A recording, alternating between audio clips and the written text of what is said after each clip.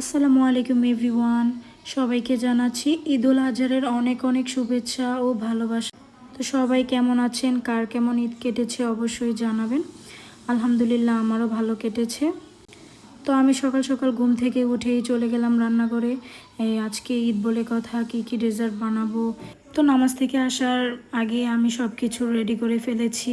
দেন আমিও ফ্রেশ হয়ে গেলাম, হাজব্যান্ডও কেউ আমি নাস্তা করাচ্ছিলাম। তো এর ফাঁকেই আমি একটু ভিডিও ক্লিপ নিচ্ছিলাম আমাদের দুজনের। দেন আমি একটু বারান্দা দিয়ে দেখছিলাম যে হুজুর চলে আসলো কি না গরু কুরবানি করার জন্য। তো এরপরে দেখি যে না, এখনও আসেনি, একটু টাইম লাগবে। তো সবাই অপেক্ষা করছিল হুজুরের জন্য, যেহেতু রাস্তা আর অনেকগুলো করে আসতে হবে এর জন্য। আমি একটু নিচে নামলাম, দেখলাম যে ছাগল আর গরুদের দিকে আর তাকানো যাচ্ছিল না, অনেক মায়া লাগছিল, অনেক বেশি খারাপ লাগছিল। আর এই সিনারিটা এত খারাপ, আসলে এটা কিছুই করার নেই, এটাই নিয়ম আর এটা মানতে হবে আমাদের মুসলমানদের। তো আল্লাহর কাছে দোয়া করি সবার কুরবানি কবুল করুক আল্লাহ, আর সবাইকে মাফ করে দেখ। সাথে সাথে চলে আসলাম উপরে জামাইয়ের পছন্দের ভুনা খিচুড়ি, জোর জোরে ভুনা খিচুড়ি রান্না করার জন্য।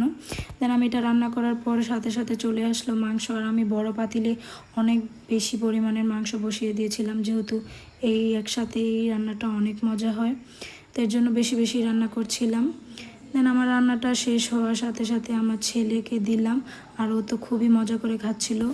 এই প্রথম আমার ছেলেকে দেখলাম ঈদের মধ্যেও মাংস খেতে। মাশাল্লাহ মাশাল্লাহ, সবাই মাশাল্লাহ বলবেন।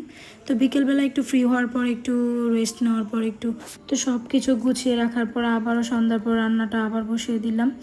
আর এর ফাঁকে দেখছি যে জামাই আম কাটছিল, আমিও খেতে চলে গেলাম আর নাটক দেখছিলাম। আজকের মতো এতটুকুই, আল্লাহ হাফেজ, সবাই ভালো থাকবেন।